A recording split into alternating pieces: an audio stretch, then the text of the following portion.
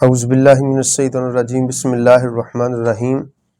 ومن الناس من یقول آمنا باللہ وبالیوم الآخر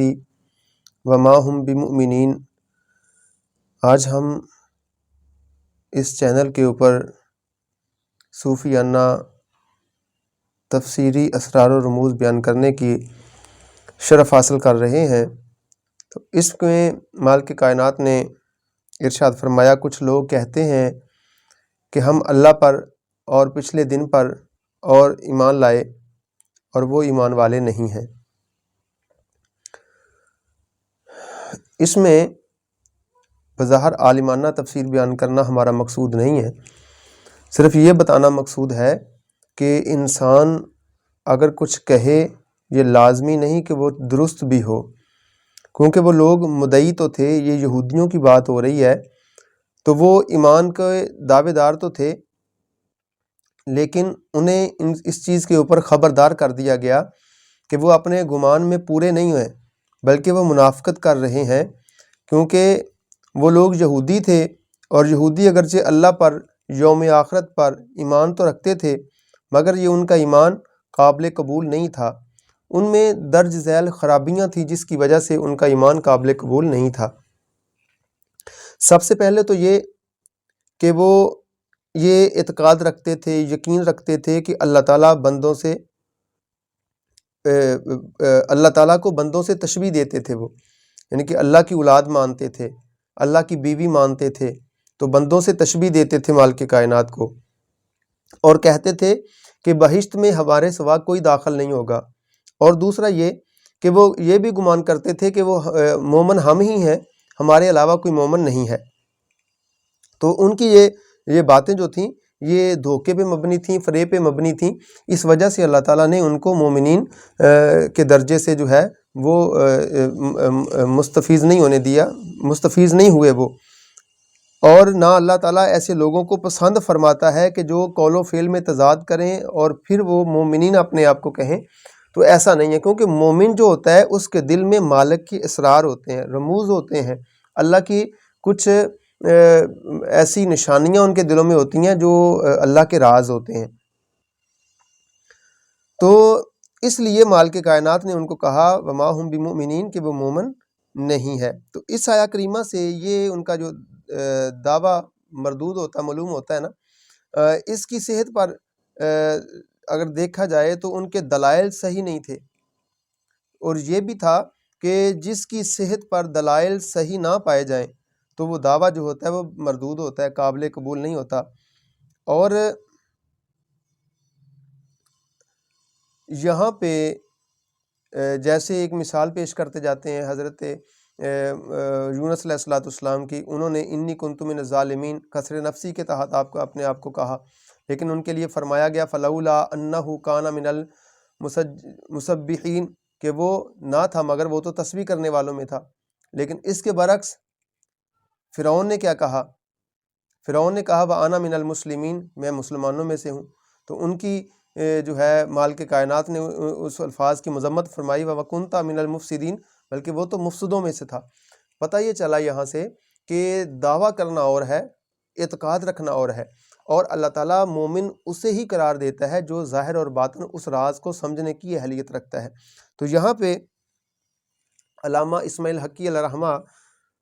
تفسیر روح البیان شریف میں ایک حکایت نقل کرتے ہیں، فرماتے ہیں کہ ایک شخص تھا، نیک پاک باز پارسا شخص تھا، اس کا ایک شاگرد تھا، وہ اس سے ہمیشہ یہ طلب کرتا کہ اس کو کچھ امانت عطا کی جائے، اس کو کچھ اسرار رموز، اسرار الہیہ وہ عطا کیے جائیں، تو وہ ہمیشہ کوئی نہ کوئی ٹال مٹول کر دیتا، لیکن وہ اس لیے کرتے تھے کہ اس کے جو اسرار تھے نا وہ اس کے خلاف تھے، وہ نہیں اس لائق تھا کہ اس کو کچھ اسرار و رموز دیے جائیں، کیونکہ اس کا اندر اور ظاہر اس میں جو ہے وہ فرق تھا، ڈیفرنس تھا، اس کو نہیں تھا کہ وہ اس کا اندر اور باہر جو ہے وہ ایک طرح کا تھا۔ تو ہوا یہ، ایک دن چلتے چلتے شاگرد نے بضد ہو کر استاد سے کہا کہ مجھے کچھ اسرار الہیہ عطا کیے جائیں۔ تو استاد جو ہوتا ہے، استاد نے پھر شاگرد کو آزمانا بھی تو ہوتا ہے نا، تو استاد نے آزمایا، اس نے کیا کیا، اپنا ایک شاگرد انہی کی کلاس میں سے چھپا لیا اپنے گھر میں۔ چھپانے کے بعد ہوا یہ کہ صبح ہوئی تو اس نے اپنے اس شاگرد کو بلایا جو یہ اس بات کا اصرار کرتا تھا کہ مجھے کچھ اسرار الہیہ عطا کیے جائیں۔ تو اس نے اس کے سامنے ایک صندوق رکھا جس میں سے خون نکل رہا تھا اور ہاتھ میں چھری تھی۔ اس نے کہا جی میں نے اس لڑکے کی بے خونی کر دی ہے، اس کو جو ہے اس کی خواہشات کو، نفسانیہ کو جو ہے وہ ختم کر دیا ہے۔ تو وہ یہ سمجھا کہ شاید یہ استاد نے اس شاگرد کو جو ہے وہ قتل کر دیا ہے۔ تو اس نے اب استاد نے یہ کہا کہ ایسے کر جلدی جلدی اس صندوق کو میرے سامنے میرے گھر میں دفن کر دے، اور خبردار دیکھنا اس کا معلوم کسی کو نہ ہو کہ میں نے ایسا کیا ہے۔ وہ بات چل نکلی، گھر والے بھی پریشان ہو گئے جن کا بچہ گم تھا، تو وہ آہستہ آہستہ اس شاگرد تک بات پہنچی۔ تو اس نے کہا وہ تو استاد نے میرے سامنے جو ہے اس کو دفن کر دیا، قتل کر دیا۔ تو وہ بات جناب چلتے چلتے نا شاہ زمن جو تھا اس وقت کا، سلطان جو تھا، اس تک پہنچی۔ تو بادشاہ نے جو ہے اس بزرگ سے خوب واقف تھا کہ وہ ایسا نہیں کر سکتا، تو انہوں نے قاضی کو اور دیگر فقہا کو بھی بھیجا کہ جاؤ معلوم کر کے آؤ واقعہ کیا ہے۔ تو وہ شاگرد جو تھا بڑا خوش ہوا، اس نے کہا اب پتہ چلے گا اس استاد کا کہ جس نے مجھے ساری زندگی اپنی غلامی میں رکھا لیکن مجھے کچھ عطا نہیں کیا۔ تو خیر اس نے وہ شاگرد بھی ساتھ تھا، وہ جب آئے تو اس نے جانچ پڑتال کی، قاضی نے، فقہاء کرام نے۔ تو شاگرد کہنے لگا جی میں بتاتا ہوں بات کیا ہے۔ دراصل بات یہ ہے کہ میرے سامنے، آنکھوں کے سامنے انہوں نے وہ صندوق جو ہے وہ دفن کر دیا ہے یہاں پہ، تو وہ شاگرد کو اس نے قتل کر دیا ہے استاد نے۔ تو پھر ہوا یہ کہ انہوں نے وہ صندوق کھولا، زمین کھود کے صندوق نکالا، پھر کھولا اس کو، تو دیکھا اس میں ایک مینڈا جو ہے وہ ذبح کر کے اس میں رکھا ہوا تھا۔ تو وہ شاگرد جو تھا وہ بڑا پریشان ہوا، تو انہوں نے استاد صاحب نے لڑکا بھی اپنے گھر سے صحیح سلامت جو ہے باہر نکال دیا۔ تو شاگرد کو بڑی شرمندگی ہوئی، تو اب اس کو ندامت کے سوا کیا تھا فائدہ، کچھ بھی نہیں تھا۔ تو یہاں سے بزرگ فرماتے ہیں کہ اسرار جو ہوتا ہے وہ ہمیشہ مینوں کو دیے جاتے ہیں، میناؤں کو دیے جاتے ہیں، اور انوار جو ہے وہ ادیباؤں کو دیے جاتے ہیں، ادیبوں کو دیے جاتے ہیں۔ اور حضرت شیخ سعدی رحمۃ اللہ تعالیٰ علیہ فرماتے ہیں حدیث دوست نہ گوئم مگر بحضرت دوست کہ آشنا سخن آشنا نگے دارد، یعنی کہ وہ فرماتے ہیں دوست کی بات جو ہے وہ دوست کو ہی کہی جاتی ہے، اس لیے رازدان کی بات کو بحفاظت رکھتا ہے۔ تو اس نے پھر راز انکشاف کیا، تو استادوں نے کہا کہ جب تیرے پاس اتنی سی بات سنبھالنے کے لیے قوت برداشت نہیں تھی تو پھر اسرار الہیہ جو ہے وہ چھوٹی چیز نہیں ہے، اتنی بڑی چیز تجھے کیسے دے دیتے۔ تو اس ضمن میں ایک اور بھی روایت جو ہے وہ کتب میں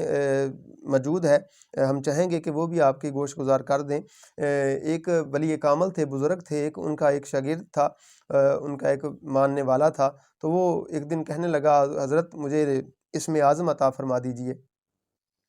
تو استادوں نے، ان بزرگ نے جب نگاہ باطن سے دیکھا وہ بندہ اس لائق نہیں تھا کہ اس میں قوت برداشت نہیں ہے، اسرار الہیہ اس میں کہاں سے برداشت کرنے کی ہمت آئے گی۔ تو ایک دن وہ بضد ہوا، اس نے کہا حضرت مجھے اسرار الہیہ عطا کیے جائیں، اسم اعظم عطا کیا جائے۔ اس نے کہا چلیں ٹھیک ہے جی، آپ ایسے کریں بازار جائیں اور جائزہ لے کے آئیں، بازار کی صورتحال دیکھ کے آئیں، تو پھر اس کے بعد واپسی پہ آپ سے کچھ پوچھیں گے، تو پھر اگر آپ اس کے اہل ہوئے تو پھر آپ کو اسم اعظم عطا کیا جائے گا۔ تو وہ بندہ جو تھا، وہ نوجوان جو تھا، وہ گیا بازار میں، تو کیا دیکھا، ایک بندہ ہے اس کو لوگ مار رہے ہیں، پیٹ رہے ہیں، اس کے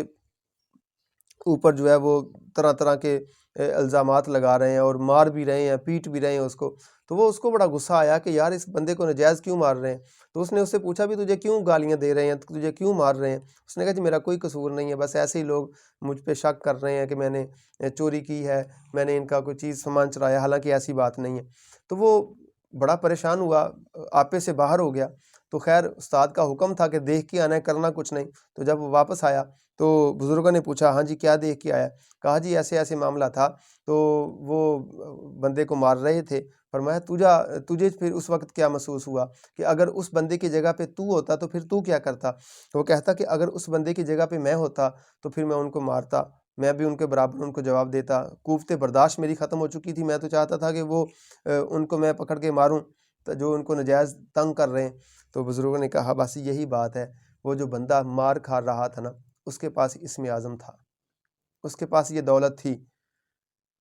تو تیرے پاس اس لیے نہیں دولت آ رہی کہ تیرے اندر قوت برداشت نہیں ہے، تیرے اندر مادہ برداشت کا نہیں ہے، تیرا اندر اور ہے، باہر اور ہے۔ تو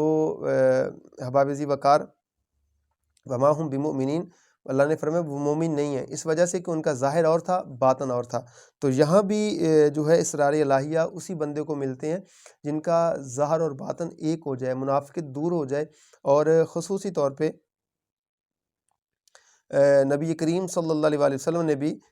منافقت سے منع فرمایا ہے، اور منافقوں کے لیے جہنم کا سب سے نیچے والا درجہ جو ہے اس کو قرار دیا ہے۔ تو جب تک انسان کا دل نفاق سے پاک نہیں ہوگا نا، اس وقت تک مالک کے اسرار جو ہیں وہ اس انسان کے دل میں نہیں آ سکتے، اس وقت تک وہ مومنین کی صف میں کھڑا نہیں ہو سکتا۔ تو آئیے آج عہد کرتے ہیں کہ اللہ ہمیں اپنے اسرار الہیہ کو اپنے دل میں